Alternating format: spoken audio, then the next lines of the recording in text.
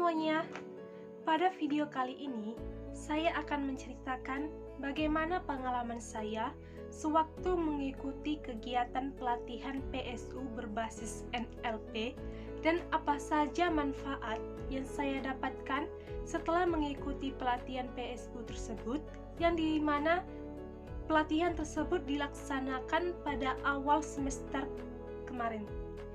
Tapi sebelumnya, izinkan saya untuk memperkenalkan diri terlebih dahulu.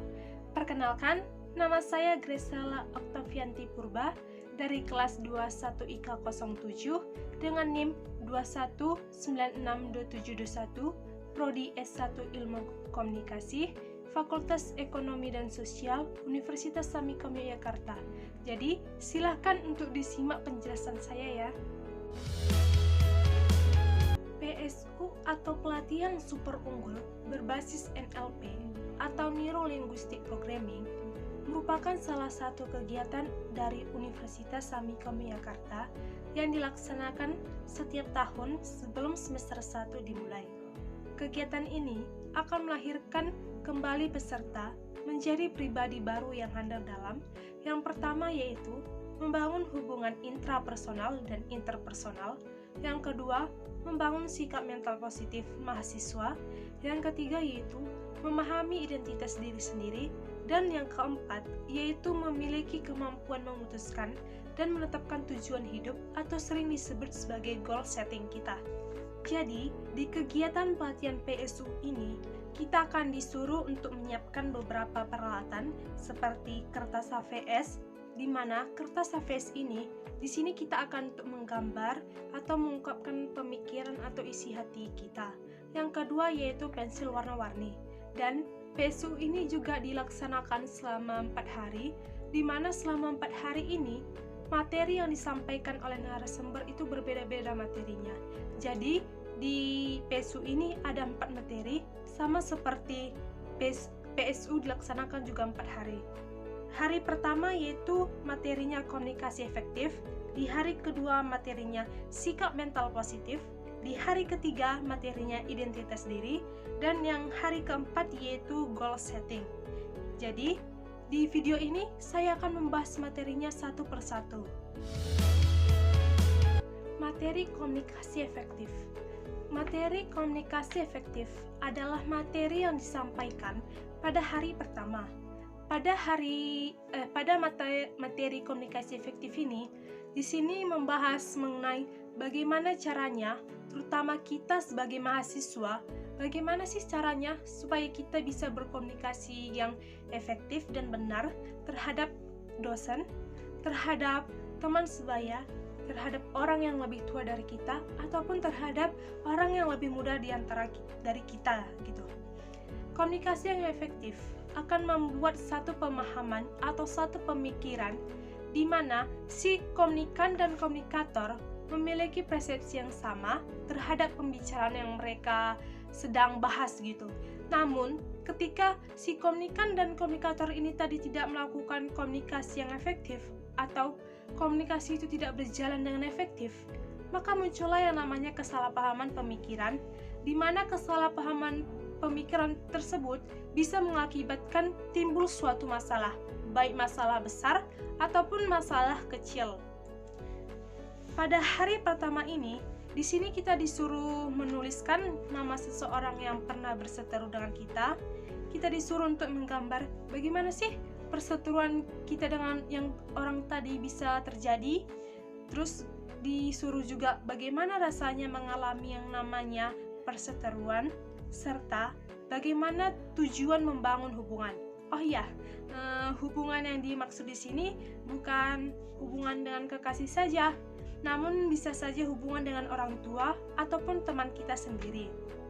Jadi pada materi hari pertama ini ada pesan yang bisa saya dapat yang diberikan oleh narasumbernya, yaitu ketika ada suatu masalah, cobalah untuk diomongin baik-baik dan coba untuk melihat masalah tersebut dari sisi lain. Jangan hanya fokus ke satu sisi saja.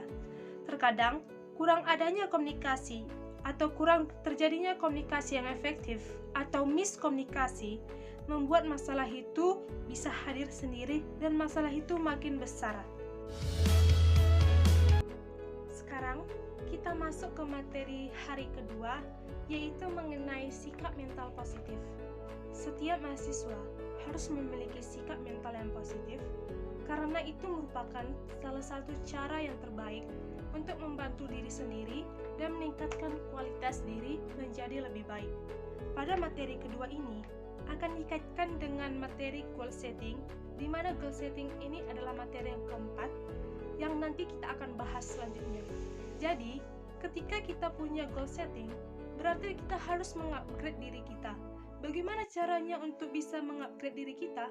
Yaitu dengan kita harus punya sikap mental positif, di mana kita itu harus selalu berpikir yang positif, menerima kekurangan diri kita, dan belajar untuk memperbaiki diri jadi lebih baik. Jangan membuat kekurangan diri kita menjadi suatu penghalang untuk di masa yang akan datang. Tapi sebagai mahasiswa, kita harus bisa memperbaiki kekurangan kita tadi, di mana kekurangan kita akan menjadi suatu kelebihan di suatu saat nanti. Sekarang kita masuk ke materi yang ketiga, yaitu mengenai identitas diri. Pada materi yang ketiga, kita diminta untuk mengenali diri kita sendiri dan membahas keberhasilan apa yang pernah kita raih selama ini.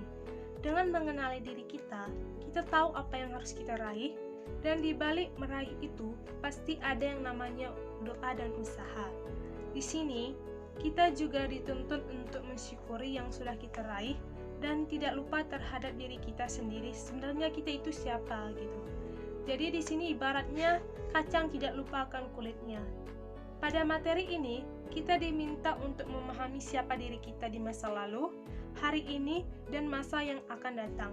Jadi ketika kita mengenal diri kita akan tahu apa sih yang harus kita lakukan untuk kedepannya, gitu dia. Nah, yang terakhir, kita akan membahas materi di hari yang keempat, yaitu mengenai goal setting.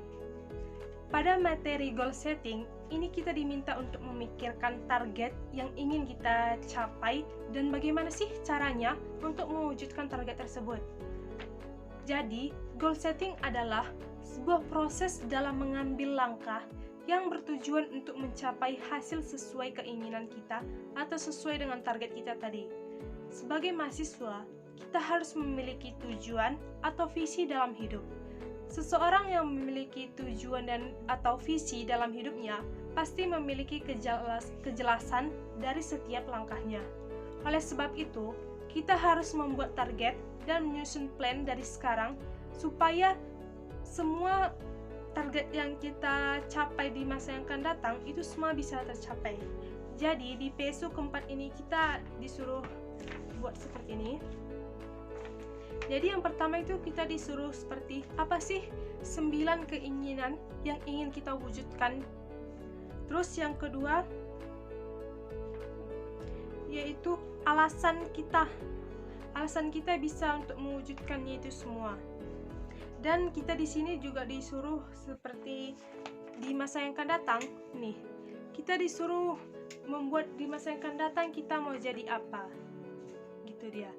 Jadi dari kesemua materi yang telah disampaikan oleh narasumber, baik dari hari pertama sampai hari keempat, menurut saya itu semua materinya itu saling berkesinambungan, di mana manfaat yang bisa saya ambil setelah saya mengikuti kegiatan pelatihan PSU berbasis NLP ini yaitu yang pertama, saya lebih berpikir yang positif. Yang kedua, saya lebih tahu bagaimana caranya berkomunikasi yang baik. Yang ketiga, pemikiran saya menjadi lebih luas.